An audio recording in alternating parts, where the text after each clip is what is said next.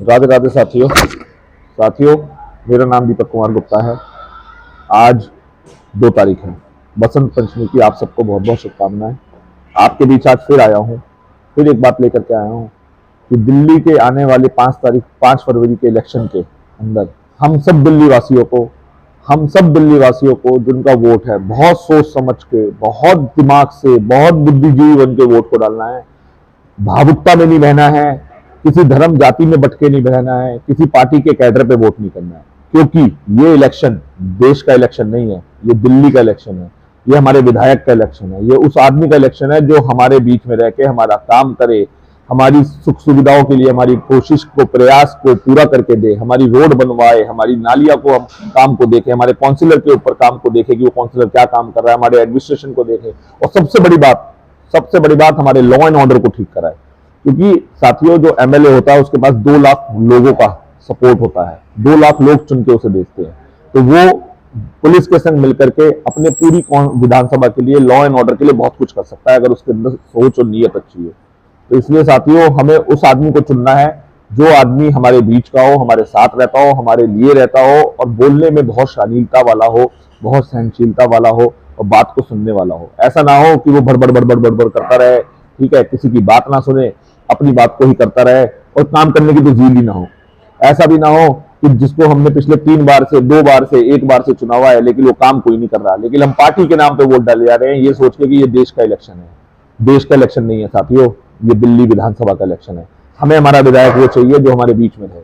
दूसरा साथियों, एक बात और कहने आया हूं, सुनने में आया है कि कल सुधीर चौधरी जी जी टीवी पे रात को बता रहे थे कि अब लास्ट के 72 घंटे रह गए हैं प्रचार के, तो अब नोट बटेंगे, बोतलें बटेंगी।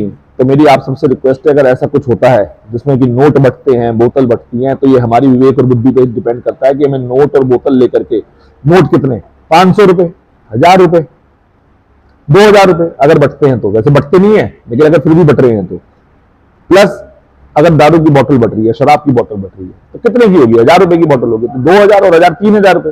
तो 3000 रुपए में अगर आज हमने अपना वोट और अपना जमीर बेच दिया, तो कहीं ना कहीं हम दिल्ली के लिए, अपने लिए, अपने बच्चों के लिए धोखा दे रहे हैं साथियों। तो ऐसा नहीं करना है हमें। हम दिल्ली वाले हैं, हम बहुत समझदार हैं। इस दिल्ली की सबसे बड़ी खासियत यह है कि दिल्ली दिल वालों की है, दिल्ली समझदारों की है। दिल्ली में हर जाति का, हर प्रांत का, हर शहर का आदमी रहता है। यहाँ पंजाब से भी आते हैं, बिहार से भी आते हैं, राजस्थान से भी आते हैं, सब जगह से आते हैं। तो इस चीज को समझते हुए साथियों, मेरी आप सबसे रिक्वेस्ट है कि इस बार आने वाली 5 तारीख को ज्यादा से ज्यादा संख्या में निकल करके बटन दबाएं, वोट डालें। और अगर कोई कंफ्यूजन हो कि हम किसको वोट डालें, या कोई कट्टरता है कि हमें तो इसी पार्टी को वोट डालना है, चाहे कैंडिडेट खराब है, तो मेरी आपसे एक छोटी सी रिक्वेस्ट है, वहां पे एक कैंडिडेट है